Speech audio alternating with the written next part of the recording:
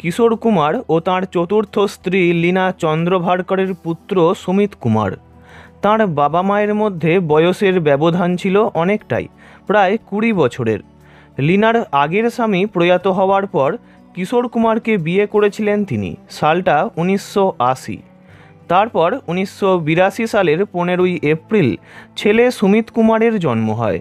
কিশোর কুমারের জীবনে লীনা ও সুমিতের আগমন তাঁর সব দুঃখ কষ্ট বেদনাকে ভুলিয়ে দেয়। স্ত্রী ও ছোট্ট ছেলেকে নিয়ে আবারও আনন্দে মেতে ওঠেন গায়ক কিশোর কুমার। তবে সেই সুখ বেশি দিন স্থায়ী হয়নি। 1987 সালের 13ই অক্টোবর প্রয়াত হন কিশোর কুমার। তখন সুমিতের বয়স মাত্র 5 বছর। ছোট্ট ছেলেকে নিয়ে কঠিন জীবন সংগ্রাম শুরু হয় লীনার। তবে জীবনযুদ্ধে লীনা বরাবরই পাশে পেয়েছেন কিশোর কুমারের বড় ছেলে অমিত কুমারকে। অমিত এবং সুমিত একই মায়ের সন্তান না হলেও দুজনের মধ্যে ভালোবাসা অটুট। ছোট ভাই সুমিতকে বরাবর আগলে রেখেছেন দাদা অমিত কুমার। লীনা দেবীর প্রতিও অমিতের শ্রদ্ধা অটুট। বিভিন্ন ইভেন্ট বা পার্টিতে তাঁদের তিনজনকে একসঙ্গে দেখাও যায়। এমনকি লীনা ও অমিতের মা রুমা গুহ ঠাকুরতার মধ্যেও খুব ভালো সম্পর্ক ছিল।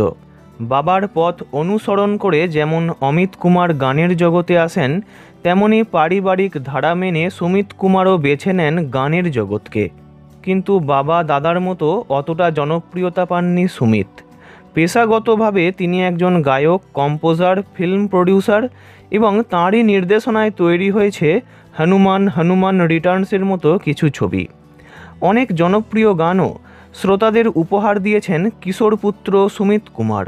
কিন্তু ভাগ্য সঙ্গ দেয়নি, তাই জনপ্রিয়তা অধরাই থেকে গিয়েছে। তবে এখনও বলিউডে কাজ করছেন তিনি এবং বিভিন্ন জায়গায় দাদা অমিত কুমারের সঙ্গে বা একাই স্টেজ শো করে থাকেন তিনি। বিভিন্ন টেলিভিশন শোতেও অনেকবারই দেখা গিয়েছে সুমিত কুমারকে। ভিডিওটি ভালো লাগলে লাইক করবেন, অন্য কারোর বিষয়ে জানতে কমেন্ট করবেন, আর এমনই সব ভিডিও পেতে চ্যানেলটি অবশ্যই সাবস্ক্রাইব করবেন। ধন্যবাদ।